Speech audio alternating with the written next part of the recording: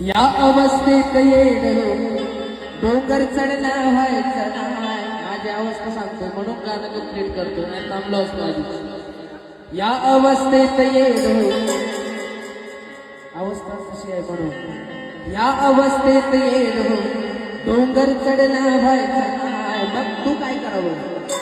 माझा हाल बघून तू दोन पावला खाली लावला.